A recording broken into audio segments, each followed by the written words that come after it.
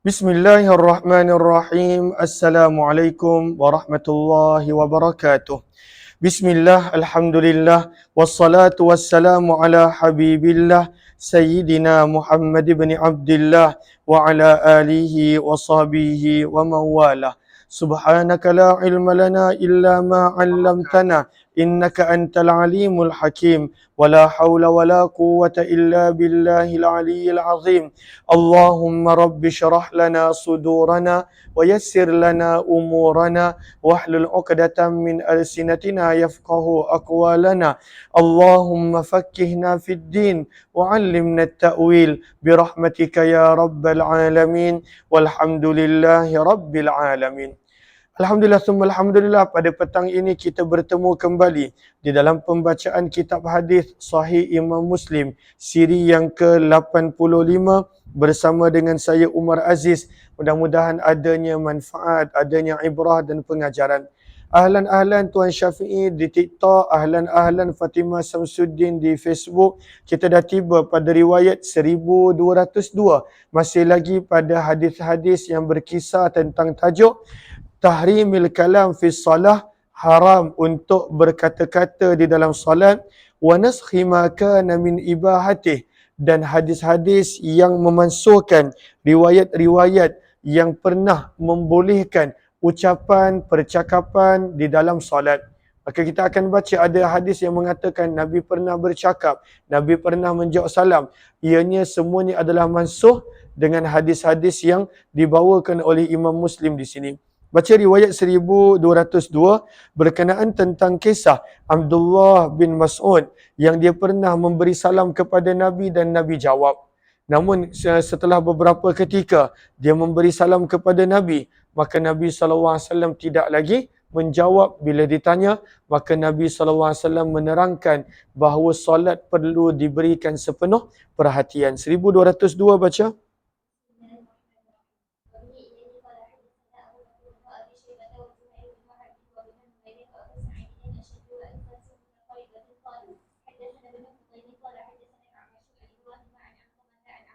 Daripada sahabat Nabi Abdullah bin Mas'ud radhiyallahu anhu, beliau berkata, kunna nusallim, kami kerap memberi salam kepada Nabi sallallahu alaihi wasallam wa huwa fi shalah, dalam keadaan baginda waktu dalam solat. Maka di awal Islam, bila seseorang itu dalam solat, bila ada orang bagi salam assalamualaikum, maka dia boleh menjawab. Sebab itu Nabi SAW menjawab salam di awal Islam. Fayaruddu alaina, maka Nabi akan menjawab salam kami. Falamma raja'na, namun apabila kami pulang daripada sisi Raja Najasyi, salamna alaih, kami telah memberi salam kepada baginda Nabi. Falam yarudda alaina, maka baginda tidak menjawab salam kami. Fakulna, maka bila Nabi selesai salat, kami bertanya, wahai utusan Allah, kunna nusallimu alaika, kami kerap memberi salam kepadamu sewaktu solat. Fataruddu alaina, dan kamu kerap menjawab salam kami. Maka Nabi SAW bersabda, inna fis salati syughla, sesungguhnya solat menuntut perhatian sepenuhnya. Tak boleh lagi berkata-kata, bercakap-cakap ketika mana dalam solat, hatta menjawab salam tidak dibenarkan. Maka pada baris yang daripada atas 2, 4, 6, 8, maka kata Imam Nawawi, inna fis salati syughla, maknahu annal musalli, bahawa orang yang sedang solat, wazifatuhu, tugasnya adalah an yashtaghila bi salatih, hendaklah dia menyibukkan dirinya dengan solatnya. Fayatadabbaru ma yaqul, memberi perhatian pada apa yang dia baca. Wala yu'arriju ala ghairiha, dan tidak hilang tumpuan kepada selain daripada solat. Fala yarud salama, maka tak boleh menjawab salam dan juga perkara yang lain. Maka orang yang solat, sabda Nabi, inna fis salati syughla, dia kena sibukkan diri dia, beri perhatian sepenuhnya ketika mana di dalam solat. Riwayat 1203 lebih kurang, jadi kita baca sanad dan juga apa sampai hujung terus.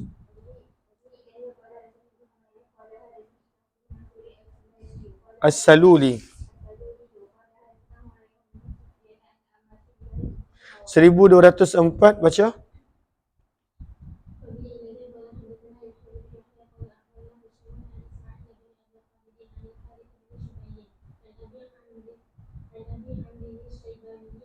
Daripada sahabat Nabi Zaid bin Arqam radhiyallahu taala anhu, beliau berkata, "Kunna natakallam, kami sering berkata-kata di dalam solat." Ini di awal Islam. Di awal Islam, maka pada waktu itu dibenarkan untuk berkata-kata dalam solat. Sebab itu kata Zaid bin Arqam, kami sering berkata-kata sewaktu solat. Yukallimur rajulu sahibah, seorang lelaki akan bercakap dengan teman di sebelahnya. Wa huwa ila jambih, dalam keadaan teman tersebut berada di sebelahnya dalam solat. Hatta nazalat, sehingga apabila turunnya ayat yang ke-238 suratul Baqarah, firman Allah, wa qumu, dan berdirilah kamu, lillahi, untuk Allah, qanitin, dalam keadaan taat dan khusyuk. Apakah maksud qanitin? Maka daripada bawah, pada baris yang kedua, 4, 6, 8, kata Imam Nawawi, qanitin antara maksudnya adalah muti'in. Berdirilah dalam solat dalam keadaan taat. Kata Imam Nawawi, pandangan yang kedua, wakila sakitin, berdiri dalam solat dalam keadaan diam, tidak menggunakan perkataan percakapan yang selain daripada apa yang dibenarkan dalam solat. Maka hadis-hadis ini memansuhkan riwayat yang pernah menyebut bahawa boleh untuk berkata-kata dalam solat. Itu semuanya adalah di awal Islam. 1205 baca sampai habis. Minta maaf. Betul. Fa'umirna, maka kami telah diperintahkan untuk berdiam. Wanuhina, dan kami telah dilarang daripada berkata-kata. Maka jelas tidak lagi dibenarkan untuk berkata-kata ketika mana solat. Terus baca.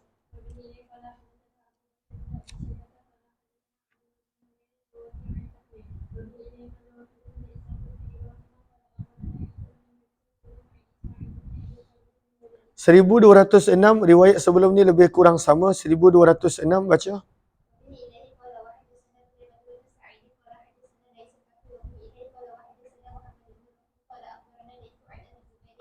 Daripada sahabat Nabi Jabir bin Abdullah radhiyallahu taala anhu, sesungguhnya beliau berkata, inna Rasulullah, sesungguhnya Nabi sallallahu alaihi wasallam ba'athani, telah mengutuskan daku, lihajatin, untuk satu keperluan. Summa adraktuhu, kemudian aku telah bertemu dengan Nabi sallallahu alaihi wasallam, wa huwa yasiru, dalam keadaan baginda sedang berjalan unta Nabi sallallahu alaihi wasallam. Berkata Qutaibah, yusalli, Nabi SAW sedang solat di atas unta yang berjalan. Fasallamtu alaih, maka aku telah beri salam kepada Nabi. Fa'asyara ilayya, maka Nabi mengisyaratkan kepadaku. Daripada hadis ini, fa'asyara ilayya, nanti kita akan belajar bahawa tak boleh untuk berkata-kata menjawab salam, tetapi boleh menggunakan bahasa isyarat. Berdasarkan hadis ini, Nabi menjawab dengan isyarat.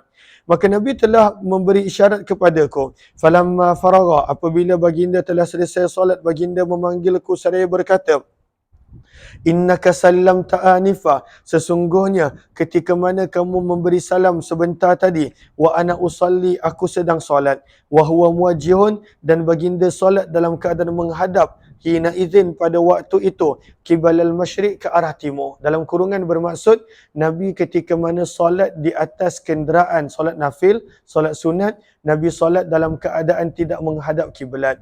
Maka daripada sini kata Imam Nawawi pada baris yang keempat, ada banyak fawaid, pengajaran daripada hadis ini. Yang pertama, tahrimul kalam, haram berkata-kata dalam solat, sama ada jika ianya ada kepentingan ataupun tidak, maka tak boleh berkata-kata dalam solat. Yang kedua, wa tahrimu raddis salam, haram untuk menjawab panggilan salam di dalam solat. Kemudian Allahumma salli ala sayyidina Muhammad. Yang ketiga, wa annahu la yadurrul isyarah, namun tidak memudaratkan solat kalaulah menjawab dengan isyarat. Contohnya dengan tangan, jawab begitu, maka tak membatalkan solat. Sebab itu yang Nabi buat dalam hadis Jabir sebentar tadi, 1206. Bal yustahabbu raddus salam bil isyarah, bahkan disunnahkan untuk menjawab salam dengan menggunakan isyarat, tangan dan sebagainya. Allahumma salli ala sayyidina Muhammad. Terus fiqhul hadis pada baris yang ke-245 daripada bawah. Maka kata Imam Nawawi, jumpa ke tidak? Fihi dalil, pada hadis ini adanya dalil bahawa segala jenis percakapan manusiawi adalah haram, dilarang. Wa ajma'al ulama, dan para ulama telah sepakat bahawa berkata-kata di dalam solat amidan dengan sengaja, aliman dalam keadaan tahu tak boleh, maka li ghairi maslahatiha, sama ada keperluan ataupun tidak, maka pada waktu itu mubtilun lisalah, ianya adalah membatalkan solat. Wa ammal kalamu limaslahatiha, dan percakapan walaupun ada keperluan, maka Imam Syafi'i berkata yubtilus solah, tetap membatalkan solat. Namun kalaulah dia terlupa pada baris bawah, wa kalamun nasi, orang yang bercakap dalam solat dalam keadaan dia lupa dia sedang solat, maka tidak membatalkan solat dengan syarat, kata Imam Nawawi, malam yatul, dia tidaklah bercakap terlalu lama, terlalu panjang, dia hanya bercakap sedikit. Allahumma salli ala Sayyidina Muhammad. Kemudian kata Imam Nawawi rahimahullahu ta'ala, pada baris bawah tu, ya tiyah wa annahu yanbaghi liman sallama alaih, dan selayaknya bagi sesiapa yang ketika mana dalam solat ada orang bagi salam kepadanya, maka bila dia habis solat, an ya'tadhira ilal musallim, dia menerangkan sebab kepada pemberi salam kenapa dia tak boleh jawab salam, seperti mana yang Nabi buat. Bila Abdullah bin Mas'ud, Nabi tak jawab salam dia, Nabi terangkan, Nabi dalam solat. Ketika mana Jabir bin Abdullah, maka Nabi terangkan, Nabi tak boleh jawab. Maka sunnah begitu, supaya tak berlaku salah faham ataupun salah sangka. Baris yang terakhir kata Imam Nawawi, Nabi solat di atas unta ketika mana menghadap ke arah timur. Maka kata Imam Nawawi, wa fihi dalilun, pada baris yang terakhir, li jawazin nafilah, hadis ini menjadi dalil bahawa boleh solat nafil sewaktu bermusafir, haitsu tawajjahat, ke arah kiblat mana pun, di atas tunggangan dan kenderaan. Tak ada masalah solat nafil, maka jawapan dia adalah boleh. Riwayat 1207 baca? Bukan. Mana tadi riwayat? Betul lah, 1207 baca. Ya Atiyah, kenapa tu? Sini.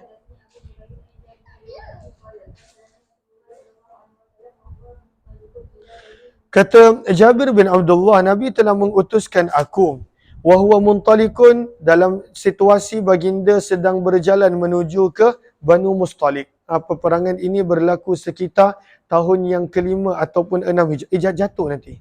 Adik, yang kacau kakak belajar, sini. Sini. Sini. Adik sini. Sini. Sini.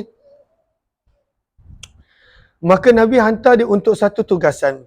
Fa'ataituhu, maka aku telah kembali kepada Nabi SAW wa huwa yusalli, dalam keadaan baginda sedang solat di atas unta baginda. Fakallamtuhu, maka aku telah bercakap kepada Nabi SAW. Faqala li biyadihi hakadha, maka Nabi telah mengisyaratkan kepadaku dengan tangan dia. Wa auma Zuhairun, dan Zuhair perawi telah menunjukkan cara isyarat baginda dengan tangannya. Maka pada waktu tu Jabir bin Abdullah, sama ada dia tak perasan Nabi dalam solat, ataupun pada waktu itu dia masih lagi sangka bahawa boleh berkata-kata dalam solat. Kemudian kata Jabir, summa kallamtuhu, aku bercakap lagi kepada Nabi kali kedua, maka Nabi telah mengisyaratkan kepadaku begini. Kemudian Zuhair perawi telah menunjukkan isyarat dengan tangannya nahwal ard, ke atas tanah. Wa ana asma'uhu, dan kata Jabir, aku mendengar Nabi SAW membaca Al-Quran. Yumi'u bi ra'sih, Nabi sujud dengan menundukkan kepala. Falamma faragha, apabila baginda telah selesai solat, baginda bersabda, ma fa'alta, apa yang telah kamu lakukan pada tugasan yang aku telah mengutuskan kamu dengannya. Fa innahu, maka sesungguhnya tidaklah menghalang aku daripada berkata-kata, illa anni kuntu usalli, kecuali aku sedang menunaikan solat. Maka daripada sini banyak yang kita boleh belajar daripada perbualan di antara Nabi SAW dengan Jabir bin Abdullah radhiyallahu anhu. Terus qala Zuhairun,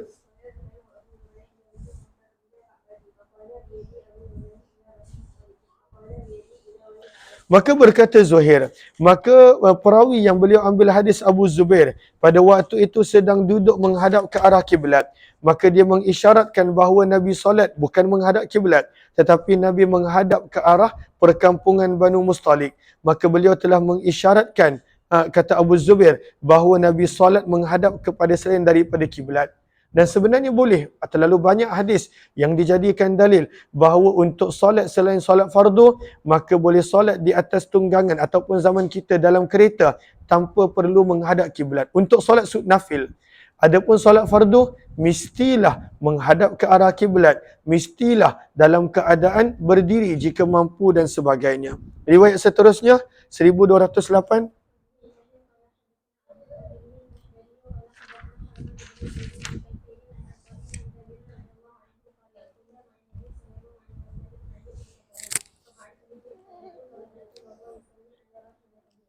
Maka daripada Jabir radhiyallahu taala beliau berkata, kami pernah bersama dengan Nabi sallallahu alaihi wasallam pada sebahagian permusafiran. Maka kata Jabir, faba'athani, maka baginda Nabi sallallahu alaihi wasallam telah mengutuskan aku bagi satu tugasan keperluan. Faraja'tu, maka aku telah pulang, kata Jabir, wa huwa yusalli, dalam keadaan baginda sedang solat di atas unta baginda. Wa wajhu, dan wajah baginda menghadap kepada selain kiblat. Fasallam tu, maka aku telah memberi salam kepada okey. Sabar, kenapa? Tu, bagi salam semua. Assalamualaikum semua. Cakap saya makan coklat dia. Tak makan biskut pun. Boleh ke macam tu? Jom. Dah pergi main tempat lain. Okey. Allahumma salli ala sayyidina Muhammad. Jangan langgar Habib punya stand. Tak maaf. Terima kasih, doakan beliau jadi salihah. Jangan langgar Habib punya stand. Sana. Jangan langgar stand Nabi. Okey, Allahumma salli ala habibina Muhammad. Maka kata Jabir, aku telah pulang kepada Nabi dalam keadaan Nabi solat di atas unta dan wajah baginda tidak menghadap kiblat.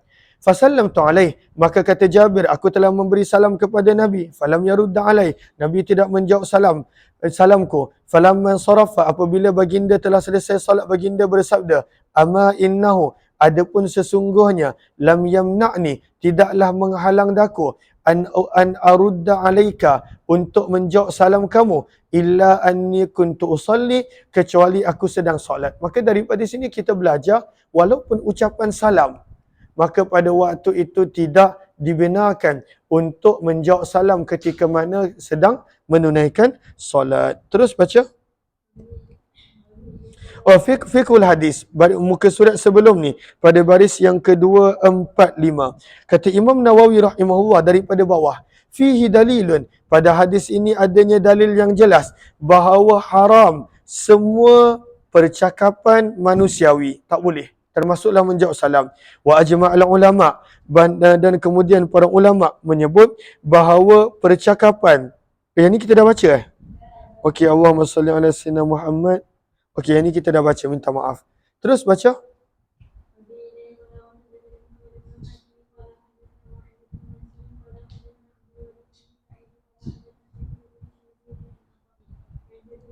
Daripada sahabat Nabi Jabir bin Abdullah, beliau berkata, ba'athani Rasulullah, Nabi SAW telah mengutuskanku bagi satu tugasan dan keperluan, dan baki hadis adalah sama. Bila dia balik, dia bagi salam pada Nabi, Nabi tak jawab, dan kemudian Nabi terangkan bahawa solat melarang daripada berkata-kata dan mengucapkan sesuatu selain daripada apa yang telah ditetapkan untuk solat. Bab yang ketujuh, maka pada hadis-hadis yang dikumpulkan bermula riwayat 1210, Imam Muslim mengumpulkan hadis-hadis berkenaan. Yang pertama, jawazi la'ni syaitan fi asna'is salah. Boleh untuk melaknat syaitan ketika mana sedang solat, tak membatalkan solat. Yang kedua, wa ta'awudzi minhu, beristiazah, memohon perlindungan daripada gangguan syaitan ketika mana sedang solat. Dan yang ketiga, wa jawazil amal, harus untuk melakukan perbuatan-perbuatan kecil dalam solat dan itu tak membatalkan solat. Contohnya menggerakkan jari, contohnya pada waktu itu menggerakkan mata ataupun muka, maka itu tidaklah membatalkan solat. Nah, amalan-amalan kecil tidak membatalkan solat. Riwayat 1210 baca.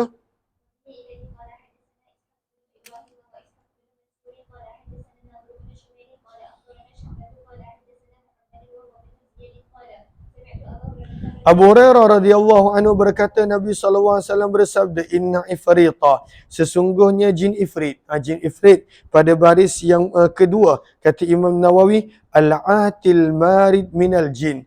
Jin yang paling jahat dan juga paling degil dan melampau.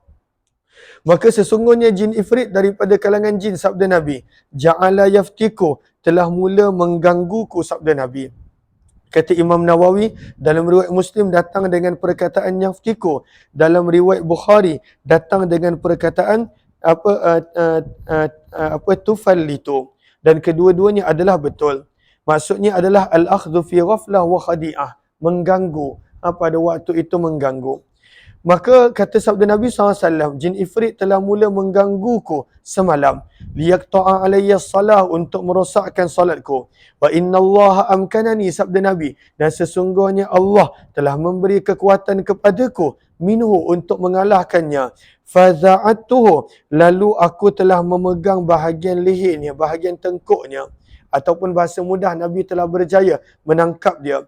Walaqad hamamtu, maka demi sesungguhnya aku pada waktu itu berharap, an arbitahu, untuk mengikat jin ifrit tersebut, ila jambi, pada bahagian tepi salah satu daripada tiang Masjid Nabawi, hatta tusbihu, sehingga kamu dapat melihat kepadanya kesemua kamu, au kullukum, ataupun setiap seorang daripada kamu.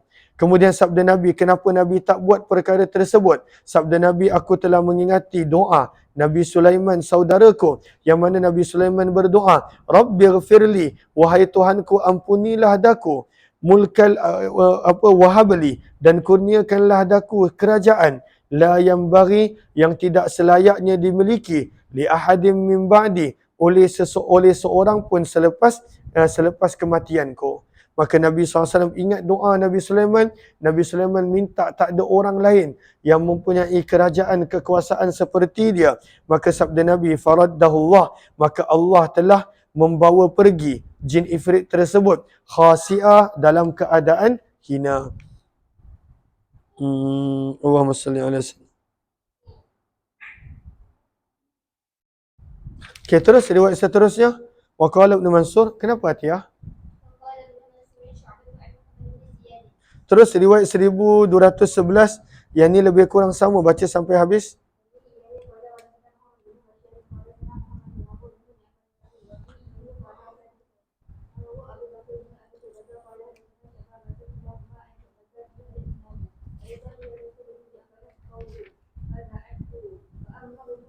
Maka ada dengan dal, ada dengan za. Faza'athu ataupun fada'atuhu. Ada dua betul.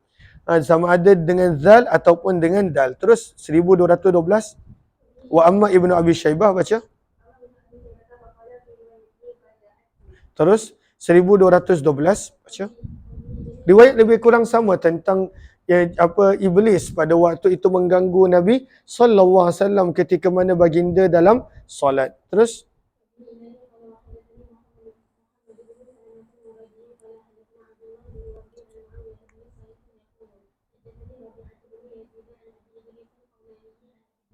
daripada Abu Darda radhiyallahu anhu, beliau berkata, qama Rasulullah, Nabi SAW telah berdiri ketika mana dalam solat. Fasami'nahu, maka kami telah mendengar baginda berkata berulang kali, a'udzubillahi minka, aku berlindung kepada Allah daripadamu. Tapi pada sahabat tak nampak apa-apa. Summa qala, kemudian baginda bersabda, al'anuka bila'natillah, aku melaknat kamu dengan laknat Allah, salasa, 3 kali. Kata Abu Dzar lagi, wa basata yadahu, dan Nabi telah menghadapankan tangan baginda, ka'annahu yatanawalu syai'an, seolah-olah baginda sedang memegang sesuatu. Falamma faragha, apabila baginda telah selesai daripada solat, maka kata Abu Dzar, kami telah bertanya, wahai utusan Allah, qad sami'naka, sungguh kami telah mendengar kamu mengucapkan sesuatu dalam solat. Syai'an, sesuatu, lam nasma'ka, yang kami tidak pernah mendengar kamu mengatakannya sebelum daripada ini. Wa ra'ainaka, dan kami telah melihat kamu menghadapankan tanganmu. Maka Nabi SAW bersabda, inna aduwallahi iblis, sesungguhnya musuh Allah Iblis telah datang kepadaku dengan membawa nyalaan daripada api, bisyihab, nyalaan daripada api, liyaj'alahu, supaya aku menjadikan liyaj'alahu, supaya dia menjadikan api tersebut diletakkan pada wajahku. Maka aku pun telah berdoa, a'udzubillahi minka, aku berlindung kepada Allah daripadamu wahai iblis, sebanyak 3 kali. Kemudian aku berkata, al'anuka bila'natillahi tammah, aku melaknat kamu dengan laknat Allah yang sempurna. Maka sabda Nabi, falam yastakhir, namun iblis masih tidak berundur. Sebanyak 3 kali aku telah ucapkan perkataan ini.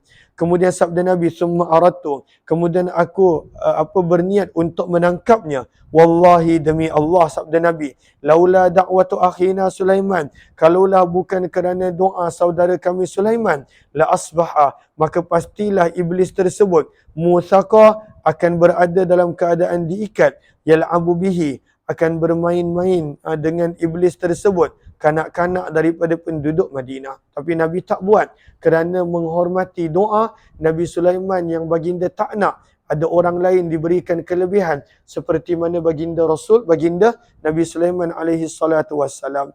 Bab yang ke-8, jawazi hamlis sibyan, harus dan boleh menggendong bayi ketika mana sedang solat. Boleh, sebab itu Nabi pernah buat. Wa anna thiyabahum, dan sesungguhnya pakaian baby dianggap sebagai bersih suci, hatta yatahaqqaq, sehinggalah benar-benar pasti terdapat najis pada pakaian tersebut. Maka kalaulah sekadar was-was, maka pada waktu itu jangan was-was. Maka Imam Nawawi membawakan hadis bagaimana Nabi mendukung kanak-kanak bahawa secara zahirnya pakaian kanak-kanak adalah bersih. Kecuali bila kita pasti terdapat najis, maka barulah tidak boleh mengendong bayi tersebut ketika mana di dalam solat. Wa annal fi'lal qalil, dan sesungguhnya perbuatan yang sedikit tidak membatalkan solat. Wa kadza, begitu juga tidak membatalkan solat, idza farraqal af'al, apabila seseorang itu memisah-misahkan perbuatan dia. Maksudnya pada waktu itu dia tak buat pergerakan 3 kali berturut-turut. Dia buat 2, dia diam. Dia buat 2, dia diam. Maka orang yang memisah-misahkan perbuatan juga tidak membatalkan solat. Jelas ke jelas? Terus 1213.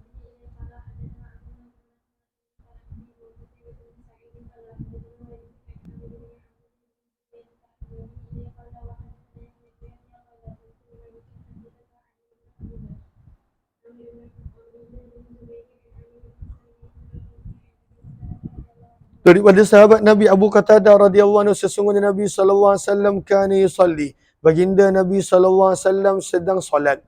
Wa huwa hamil, dalam keadaan baginda mendukung, membawa, mengendong Umamah, cucu baginda. Maka Umamah ini anak kepada siapa? Anak perempuan Zainab binti Rasulullah, cucu Nabi. Wali Abil As bin Rabi, dan ayahnya adalah Abul As bin Rabi radhiyallahu anhu, yang mana kemudian dia masuk Islam. Fa idza qama, apabila dia berbangun, apabila baginda bangun, hamalaha, baginda akan mendukung, menggendong Umamah. Wa idza sajada, apabila baginda sujud, wada'aha, maka baginda Nabi SAW akan meletakkannya. Berkata Yahya, berkata Malik, na'am, betul riwayat ini. 1214, terus.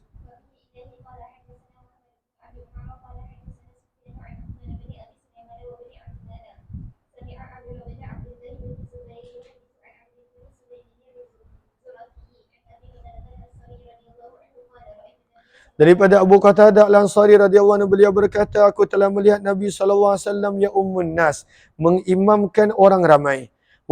Nabi jadi imam, bukan solat sendiri sini, Nabi jadi imam.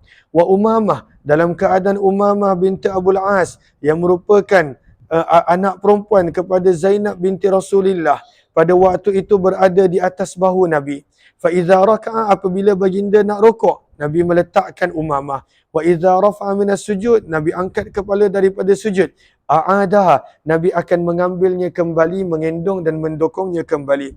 Kata Imam Nawawi, fafihi, maka pada hadis-hadis ini terdapat dalil bahawa sah solat orang yang mendukung orang lain ataupun binatang tahiran, yang asalkan binatang dan orang tersebut suci daripada kalangan burung, kambing dan sebagainya. Wa anna thiyabas sibyan, dan pakaian kanak-kanak dan tubuh badan mereka dihukumkan suci sehingga benar-benar pasti terdapat najis pada pakaian ataupun tubuh badan tersebut. Maka tak boleh assumption, tak boleh dokong ni sebab ada najis. Maka selagi mana tak pasti, maka dihukumkan bahawa ianya adalah bersih. Wa annal fi'lal qalil, dan perbuatan Nabi yang letak angkat Umamah menunjukkan bahawa perbuatan yang kecil tidak membatalkan solat. Wa annal fi'la wa annal af'al, dan sesungguhnya perbuatan-perbuatan besar apabila dilakukan dengan sengaja, idza ta'addadat, apabila berulang-ulang, walam tatawali, namun tidak berturut-turut, bal tafarraqat, bahkan pada waktu itu terpisah-pisah, maka tidak membatalkan solat. Dan kata Imam Nawawi, daripada sini kita belajar bagaimana sikap Nabi SAW bersama dengan kanak-kanak yang masih kecil. Terus baca hadis.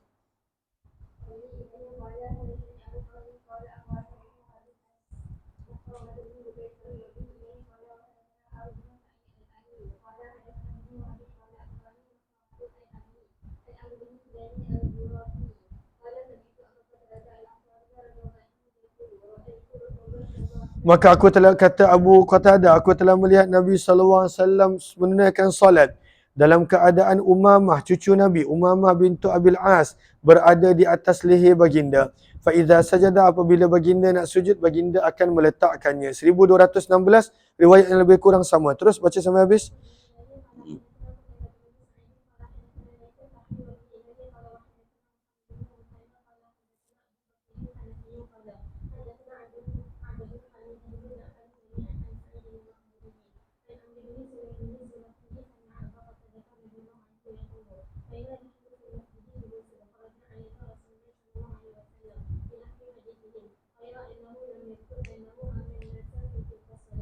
Terus? Ya. Maka bab yang seterusnya, Imam Muslim membawakan hadis-hadis nak menerangkan. Yang pertama, jawaz, harus untuk melangkah satu ataupun dua langkah dalam solat. Sebab tak dikira sebagai perbuatan besar yang berturut-turut. Maka satu dua langkah diharuskan. Dalilnya, Nabi SAW berada di atas mimbar menunjukkan pada sahabat tentang solat. Dan ketika mana nak sujud, Nabi akan turun daripada mimbar. Dan mimbar Nabi bukan mimbar zaman kita. Sekadar ada 3 anak tangga sahaja. Kemudian yang kedua, wa annahu la karahata fi dzalika, tidak makruh untuk melangkah satu dua langkah apabila adanya keperluan. Yang ketiga, wa jawazi salatil imam ala mawdi'in arfa' minal ma'mumin lil hajah, maka boleh untuk imam berada di tempat yang lebih tinggi daripada makmum apabila adanya keperluan. Contoh, kata'limihim salah, mereka nak untuk mengajar makmum tentang solat, dan juga perkara-perkara yang seumpamanya. Jelas ke jelas? Baca hadis.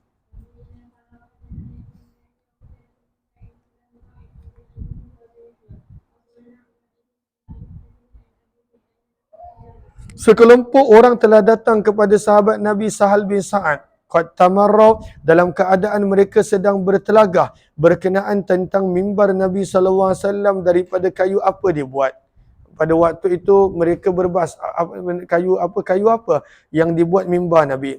Maka berkata Sahal bin Sa'ad, ama wallahi, adapun demi Allah, sesungguhnya aku amat mengetahui, min ayyudinhu, daripada kayu apakah mimbar Nabi dibuat, wa man amilah, siapakah yang membuat, wa ra'aitu Rasulullah, dan aku telah melihat Nabi SAW pada hari pertama kali baginda Nabi SAW duduk di atas mimbar tersebut. Qala, maka berkata pada waktu itu Sahal bin Sa'ad As-Sa'idi. Namun sebelum kita sambung pembacaan hadis, kata Imam Nawawi rahimahullah pada baris yang pertama perenggan ini, bahawa daripada hadis ini kita nampak yang mana fihi salatu, Nabi SAW telah solat di atas mimbar. Dan Nabi telah turun daripada mimbar ketika mana nak sujud dalam keadaan berundur. Summa ada, Kemudian baginda naik semula ke atas mimbar untuk rakaat berikutnya. Qala ulama, kata para ulama, kanal mimbar adalah mimbar Nabi SAW tidak tinggi, hanya sekadar 3 anak tangga. Seperti mana yang Imam Muslim bakal terangkan nanti. Maka ada beberapa faedah daripada hadis yang kita baca ini. Yang pertama, istihbabut ittikhadil mimbar, sunnah untuk mempunyai mimbar. Yang kedua, istihbabu qaunul khatib ala murtafa, maka sunnah seorang khatib ataupun pentazkirah berada di tempat yang tinggi seperti mimbar. Yang ketiga, jawazul fi'lil yasir, diharuskan untuk melakukan pergerakan yang sedikit ketika mana dalam solat. Fa innal khutwatain, seperti contohnya melangkah 2 langkah, maka itu tidak membatalkan solat. Allahumma salli ala sayyidina Muhammad. Kemudian annal fi'lal kathir, perbuatan yang banyak, maka pada waktu itu idza tafarraqat, apabila dipisah-pisahkan tidak berturut-turut, la tabtul, tidak membatalkan solat. Seperti perbuatan Nabi yang turun naik daripada mimbar. Allahumma salli ala sayyidina Muhammad. Baris bawahnya, wa fihi jawazu salatil imam ala mawdi'in a'la, harus dan boleh imam berada di tempat yang lebih tinggi daripada makmum, seperti yang mana yang Nabi SAW buat. Dan juga ada banyak lagi pengajaran yang lain. Baca hadis, wa ra'aitu Rasulullah SAW awwala yawmin jalasa alaih. Qala fakultu, maka ceritakanlah kepada kami tentang mimbar Nabi, wahai Abu Abbas. Maka berkata Sahal bin Sa'ad As-Sa'idi, Nabi SAW telah mengutuskan seseorang untuk bertemu dengan seorang wanita. Berkata Abu Hazim, sesungguhnya Sahal bin Sa'ad telah menyebutkan nama wanita tersebut kepada kami, namun beliau lupa. Maka Nabi bersabda, unzuri, lihatlah kamu akan hamba kamu yang mahir dalam pertukangan, yang mahir dalam bahagian kayu, najar, pertukangan. Ya'malu, hendaklah hamba kamu membuatkan untukku a'wadan mimbar, daripada beberapa batang kayu. Ukallimun nas, supaya mudah aku bercakap dengan manusia di atas mimbar. Fa'amilah, sebelum tu Nabi tak ada mimbar, Nabi sekadar berdiri di atas tanah biasa. Maka telah dibina untuk Nabi SAW mimbar yang mempunyai 3 darajat. 3, Allahumma salli ala sayyidina Muhammad, 3 anak tangga. Kemudian Nabi SAW telah memerintahkan, fawudi'an, maka telah diletakkan mimbar di tempat ini. Fahiyah, maka mimbar itu adalah daripada pokok Tarfa'il Ghabah, yang mana merupakan salah satu tempat yang terkenal di Madinah. Dan demi sesungguhnya aku telah melihat Nabi SAW berdiri di atas mimbar. Nabi bertakbir dan para sahabat pun turut bertakbir bersama baginda. Maksudnya Nabi solat menjadi imam di atas mimbar. Summa rafa'a, kemudian ketika mana baginda Nabi SAW bangun daripada rukuk, fanazala, maka Nabi SAW telah turun dalam keadaan berundur daripada mimbar. Hatta sajadah, sehingga baginda telah sujud pada bahagian bawah mimbar. Maka Nabi solat atas mimbar, nak tunjuk pada sahabat cara solat. Tapi bila waktu sujud, Nabi berundur ke belakang dan sujud di bawah mimbar. Summa ada, kemudian Nabi SAW kembali ke atas mimbar semula sehingga baginda selesai solat yang terakhir baginda. Kemudian baginda menghadap ke arah orang ramai lalu bersabda, wahai manusia, innama sana'tu hadza, sesungguhnya aku hanya melakukan ini, iaitu menjadi imam di atas mimbar, lita'tamu, supaya kamu boleh mengikuti solatku, walita'allamu, dan supaya kamu boleh belajar daripada solatku. Jelas ke jelas? Maka ada banyak yang kita boleh belajar daripada hadis ini. Riwayat yang ke 1218 terus.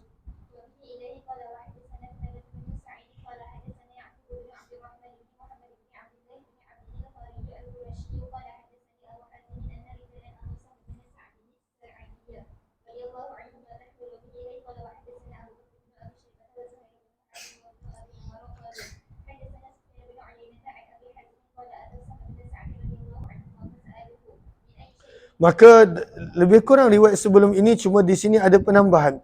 Mereka telah datang kepada Sahal bin Sa'ad lalu bertanya berkenaan tentang daripada apakah mimbar Nabi SAW dibuat. Maka diceritakan hadis panjang lebar. Bab yang ke-10, riwayat 1219 berkenaan makruh bercekak pinggang dalam solat. Al-ikhtisar maksudnya adalah bercekak pinggang, memegang pinggang. Maka itu makruh. Walaupun meletakkan tangan di atas di bawah dada ketika mana berdiri dalam solat adalah sunat. Dan kalaulah tak meletakkan tangan, membiarkan tangan, maka solat sah. Namun perbuatan bercekak pinggang tak disukai. Kenapakah pada waktu itu tak disukai? Allahumma salli ala sayyidina Muhammad. Lihat kata Imam Nawawi rahimahullahu taala, kata Imam Nawawi rahimahullahu taala, Allahumma salli ala sayyidina Muhammad, pada baris yang terakhir, berkata Imam Nawawi, annal mukhtasir, orang yang bercekak pinggang ketika mana sedang solat, wa yadahu ala khasiratih, tangan dia berada di atas pinggang dia, maka ada juga pandangan-pandangan yang lain kenapa ianya adalah makruh. Kila, pada muka surat sebelah pada baris yang kedua, kila dikatakan dilarang daripada ikhtisar ketika mana solat kerana itu adalah perbuatan golongan Yahudi. Wakilah ada mengatakan itu adalah cara yang syaitan suka, bercekak pinggang. Dan ada yang mengatakan iblis ketika mana turun daripada syurga, maka beliau turun dalam keadaan bercekak pinggang. Terus baca hadis 1219.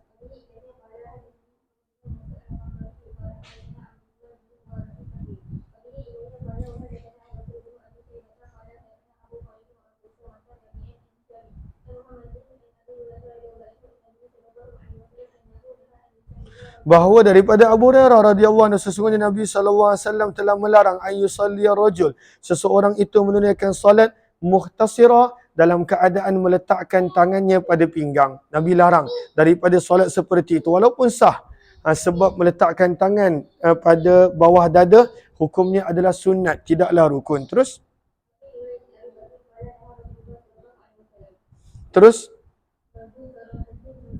zaman dulu tempat solat dia tak ada kapet, tak ada alas, adalah pasir dan tanah, dan ada batu kadang-kala.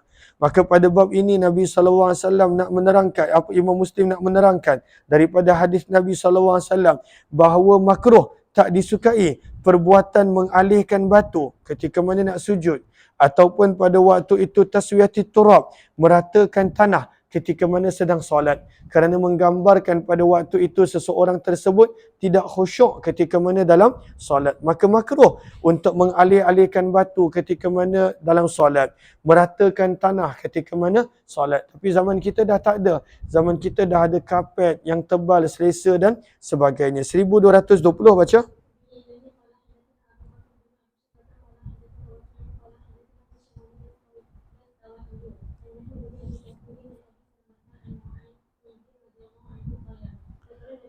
Maka daripada Mu'aqib radhiyallahu anhu, bagi beliau berkata, Nabi SAW telah menceritakan berkenaan tentang al-masha, pada waktu itu mengalih-alihkan batu di dalam masjid, yakni al-hasa.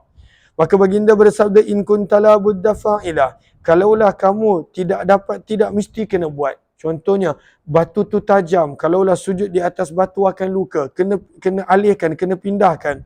Maka sabda Nabi, fawahidah, hanya sekali je boleh. Janganlah setiap rakaat pada waktu tu bermain dengan batu, alih batu, maka akan hilangnya khusyuk khusyuk dalam solat. 1221 baca.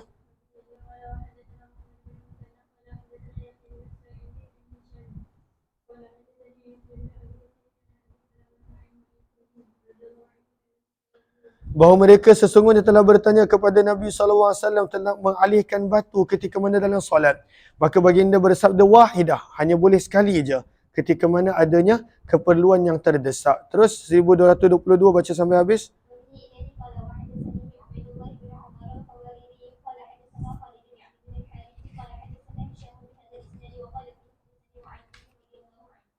Terus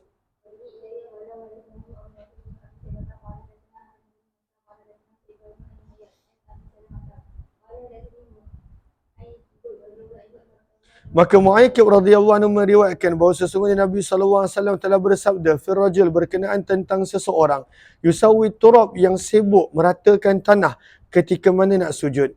Maka baginda bersabda, in kunta fa'ila, kalaulah kamu tidak mesti kena buat, kerana mungkin ganggu sujud dan sebagainya. Fawahidah, maka Nabi kata hanya sekali, tak boleh lebih daripada itu. kita kita akan sambung nanti insya-Allah bermula riwayat 1224. InsyaAllah nanti kita tengok kalau sempat petang kita akan baca jam 6.30. Kalaulah tak, insyaAllah kita akan jumpa semula esok insyaAllah. Terima kasih semua. Jumpa lagi.